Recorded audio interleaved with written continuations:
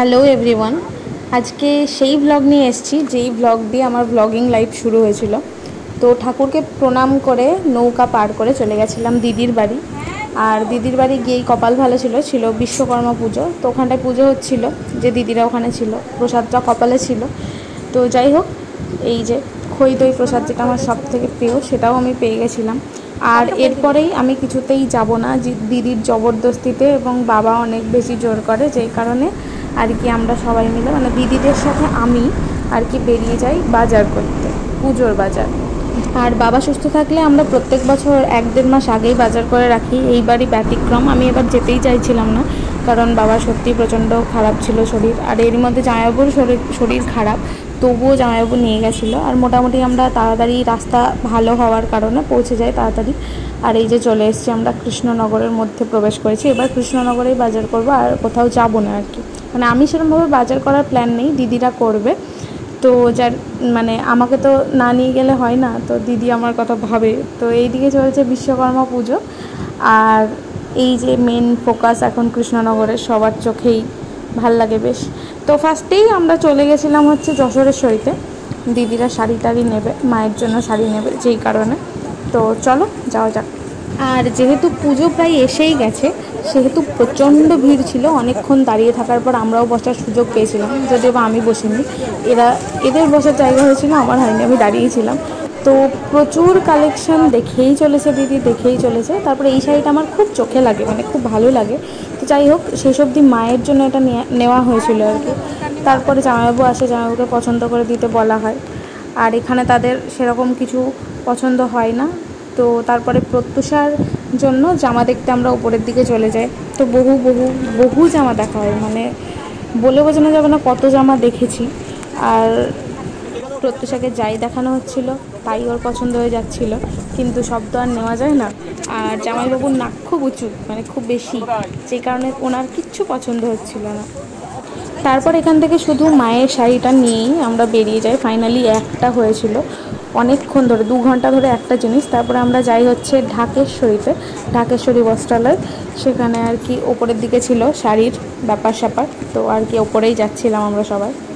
আর এখানে এসেও সেম, 2 ঘন্টা ধরে দিদি দেখার পরেও একটা শাড়ি পছন্দ হচ্ছিল না। আমি প্রচণ্ড বোর হচ্ছিলাম, মানে বলার বাইরে।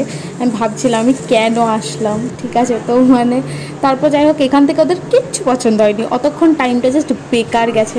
তারপরে ওখান থেকে আমরা রোদের মধ্যে বেরিয়ে যাই। আর এদিন মানে যত বিশ্বকর্মা ঠাকুর ছিল সবগুলো আর কি বিসর্জন হচ্ছিল কৃষ্ণনগরে। আর তারপরে চটপট করে একটুখানি ফুচকা খেয়ে, অল্প করে, বেশ ভালোই ছিল, খারাপ ছিল না, তবে লাস্টেরটা বাজে ছিল।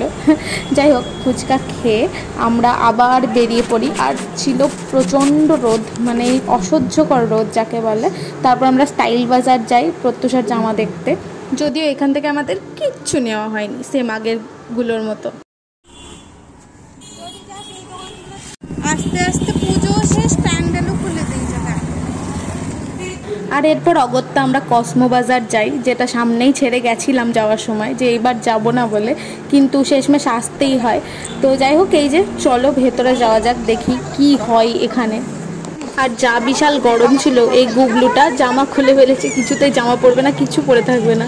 তাই এখানে বসে সব জামা কাপড় পরানো হচ্ছিলো, বেশ ভালো লাগছিলো দেখে, নিলাম। আর তারপরে ফাইনালি আমার অনেক ঝাড় দেওয়ার পর প্রত্যুষার একটা জামা ফাইনাল করা হয়। এতক্ষণে মায়ের পরে সেকেন্ড প্রত্যুষার জন্য হয়। তো তারপরে দিদির জন্য শাড়ি দেখা চলছিল, তারপরে জামাইবাবুর জন্য শার্ট, এদিক ওদিক বারবার এখানে ওখানে যাওয়া হচ্ছিল, ফাইনাল কিছুতেই কিছু হচ্ছিল না। তারপরে অবশেষে জামাইবাবুর জন্য শার্ট নেওয়া হয় আর জিন্স নেওয়া হয়। তারপরে দিদির শ্বশুর আর আমার বাবার জন্য দেখছিল, আর আমিও এখানে একটা ট্রায়াল দিতে এসেছিলাম। তারপরে মোটামুটি অনেক কিছু হয়ে যায়, কারণ কসমো আমাদের ফেরালো না, এটাই, কসমো আমাদের কখনোই ফেরায় না, এটা দেখেছি। তো যাই হোক, এইসব করতে করতে দুপুর 12টা থেকে 6টা বাজতে চললো। ফাইনালি আমাদের ডান মানে ডানের মুখে সব কিছু এখনও ডান হয়নি, আমি আমারটা এখনও নিইনি, শুধু দিদিরা যেটা দিয়েছে সেটাই আমি কসমো থেকে নিয়েছি আর কি, নাহলে হচ্ছিল না। তো প্রত্যুষার জন্য এখানেও ছোটোখাটো আবার কুচকাচ দেখা হচ্ছিল, তার মধ্যে জামাইবাবু বিলিং করছিল। তো এই যে মোটামুটি আমাদের হয়ে গেছে। তো যাই হোক, তারপর ওখান থেকে বেরিয়ে জামাইবাবু বললো কিছু একটা খেয়ে নিতে, কারণ দুপুরবেলায় খেয়ে এসেছিলাম। আর প্রত্যুষার বাইরে বেরোলেই খুব খাওয়া খাওয়া করে, যেই কারণে মোমোটা আমাদের সকলের প্রিয়। দিদির শাশুড়ি বাদে উনি খায় না, তো আমাদের জন্য আর কি প্রত্যুষার ঝাল ছাড়া আর আমাদের ঝাল দেওয়া। এই কৃষ্ণনগরের মোমোটা জাস্ট মানে ওয়াও, মানে কোনো কথা হবে না। তো এই যে চলে এসছে হাতে, আর গরম গরম প্রত্যুষা তো আগেই স্টার্ট করে দিয়েছে।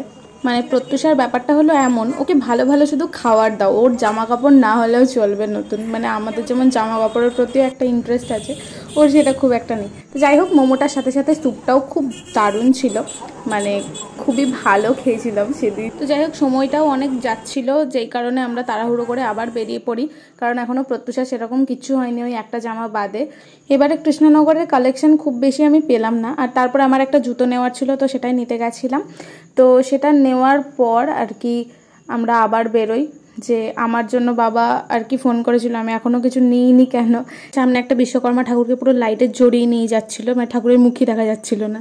আর এই যে বাইকের আলোতে নিয়ে যাচ্ছে বিশ্বকর্মা ঠাকুরকে, হেরি ফাঁকে ফাঁকে আর কি আমরা মোটামুটি সবার জন্য সব কিছু নিয়ে নিয়েছিলাম। এরপরে এখান থেকে এই আইসক্রিমটা নিলাম, এটা রসমালাইয়ের মতো খেতে ছিল, বেশ বেশ সুন্দর ছিল, টেস্টি।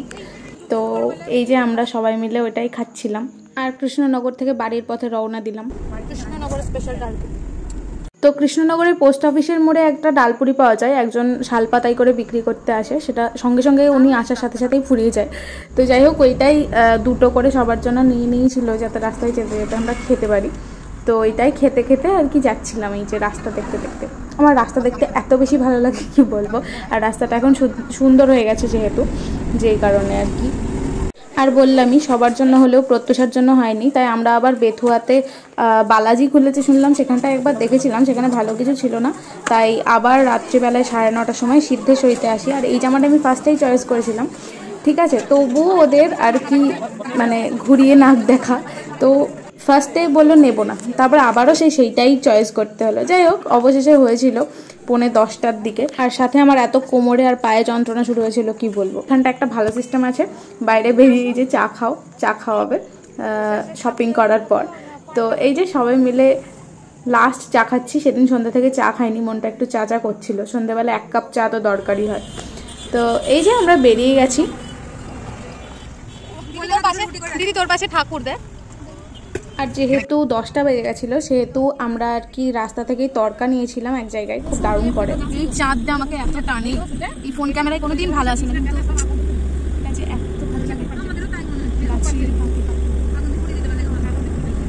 তরকা হাতে সেই সুপরিচিত গাড়ি জামাইবাগ, ও অজ্ঞান। এখন সব গাড়ি থেকে নিয়ে এসে সাজানো চলছে, আমিও নিয়ে এসেছি, চিন্তা নেই, আমিও করেছি কাজ। দিদি আলাদাই খুশি না, আগে দেখি কি আছে। প্রায় 10:30, দিদির অদ্ভুত এনার্জি, দিদি এখানে ময়দা মাখতে লেগেছে। এই যে আমাদের ফিয়ের গিফট, আমাদের না, মানে এটা দিদিদের, আমার না। খুলো।